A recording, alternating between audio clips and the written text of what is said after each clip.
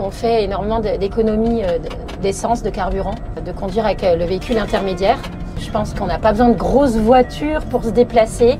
C'est largement suffisant pour aller travailler, pour vivre en campagne. Salut! Ces véhicules intermédiaires pourraient permettre de remplacer énormément de voitures, mais soulèvent aussi un tas de questions. Par exemple, comment les intégrer sur nos routes où l'on circule à des vitesses très différentes. Pour en parler, je reste à Milhaud, où les équipes du Parc naturel régional des Grands Causses et l'association InVD mènent le test grandeur nature en permettant à des citoyens de tester concrètement ces véhicules sur leur trajet du quotidien.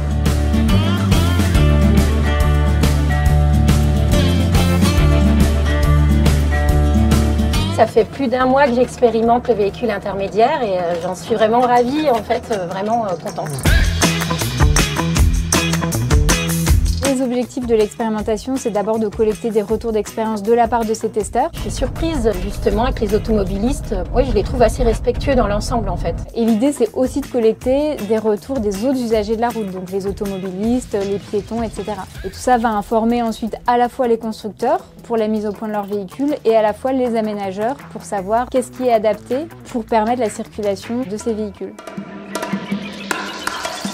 La première étape pour les testeurs, c'est de passer par une formation. Ensuite, on leur met à disposition une fiche technique dans chaque véhicule. On met aussi à disposition cette carte des conditions de circulation. Elle représente 3 données. D'abord, la vitesse moyenne, le volume de véhicules qui empruntent ces axes et enfin l'accidentologie. On voit aussi que souvent, la vitesse de circulation est plus faible que la vitesse maximum. J'habite à 20 km de Milhaud, dans un petit village. Il me prête ce véhicule. Eh bien, je dois remplir un petit carnet d'expérimentation quotidiennement à écrire donc la météo, le nombre de kilomètres parcourus avec notre petit commentaire. On s'est aussi rendu compte que pour une meilleure cohabitation, avoir un macaron avec la vitesse maximum du véhicule intermédiaire à l'arrière était importante. Et par ailleurs, on essaie de communiquer un maximum, on essaie de déployer des panneaux, notamment en sortie de ville, au moment où les voitures s'apprêtent à accélérer parce qu'elles s'engagent sur une route à 80-90 km/h.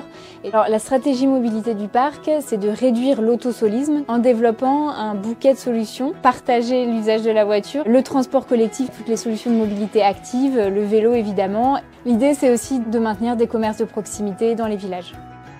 Le problème de l'automobile aujourd'hui, c'est que c'est un poste de consommation énergétique énorme. C'est le premier sur le territoire, autour de 40%. Et en plus de ça, ça représente un coût phénoménal pour les ménages, jusqu'à 1/3 du budget. C'est pas soutenable sur tous les plans. Tout comme le vélo électrique a été une révolution sur nos territoires il y a une petite dizaine d'années, aujourd'hui avec le véhicule intermédiaire, on est peut-être à l'aube d'une nouvelle révolution, puisque le véhicule intermédiaire va là où le vélo électrique ne peut pas aller. Ils sont une solution concrète aujourd'hui. C'est quand les gens vraiment s'en emparent, les testent, les font tester à leurs voisins. C'est comme ça que ça commence.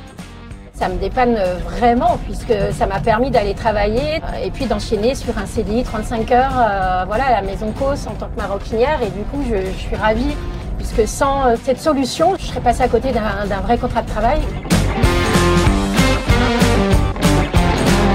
Et moi aussi de mon côté, je mène le test avec 3000 km à parcourir sur cette nouvelle aventure mobile. Et pour l'instant, je peux vous dire que c'est très positif et très prometteur. Prochaine étape, direction Toulouse, à plus de 200 km d'ici, où l'on va voir comment ces véhicules intermédiaires pourraient même permettre de pérenniser des emplois dans l'industrie automobile. Alors à très vite, salut!